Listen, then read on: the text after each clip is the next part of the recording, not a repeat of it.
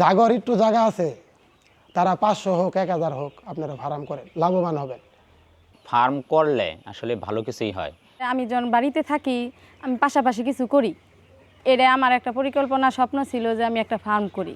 আমার স্বামী একা করতে পারবো না, একটা কাজ করতে গেলে আমিও তার সাথে সহযোগিতা করতেছি যাতে আমার সন্তানের ভবিষ্যৎ ভালো হয়, আমার দিনটা সামনের দিনটা যাতে আমার ভালোতে যায়। মুরগি পালনটা খুবই রিস্কি একটা বিষয়। এখানে দেখা গেছে যে একটা বেচে যদি 100 200 300 মতো মুরগি মারা যায় তাহলে সেটা অবশ্যই খামারি ক্ষতিগ্রস্ত হবে। মানুষের কিছু দেনাফেনা আনতে দিতাছি, মনে হয় যে এইবারে 50,000 পাইছি, একজন এই খরচ গেছে হইলে 20,000 টাকা খরচ গেছে, 30,000 টাকা আমার রয়েছে। না 10 পাই 20 পাই, বালা পাইলে 30ও পাবার পাই, যেহেতু একবার পাইছি বেশে পাইতাছি, লসের খাতাত লেখা নাই। আমি দেওয়ার পরে পরে এই যে আশেপাশে ফার্মগুলো যে আছে এরা আমার আবার দেখে দিচ্ছে।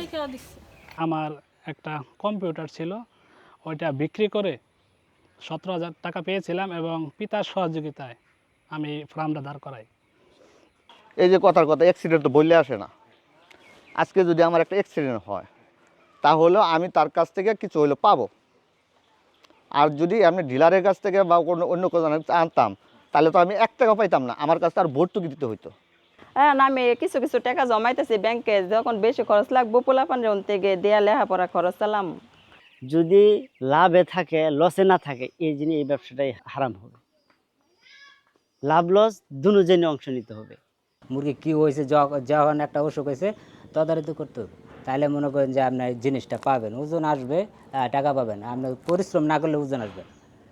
সব কিছু ফার্মের কাছে চলে আসতেছে, বাচ্চাটা আসতেছে, খাদ্যটা আসতেছে, ঔষধ আসতেছে।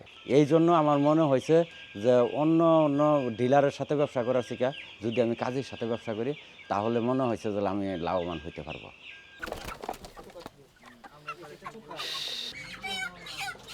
কোম্পানিও তো লস করে না, যেরকম কিছু না, কোম্পানিরও লস হয়। ডিলারের মুরগি যদি করতাম আমি তাহলে আমি 12,000 টাকাও পাই না, আমার হিসাবে আমি পাই না। আর কাজই করে আমি 24,600 টাকা পাইছি। আমি কাজের সঙ্গে স্যাটিসফাই।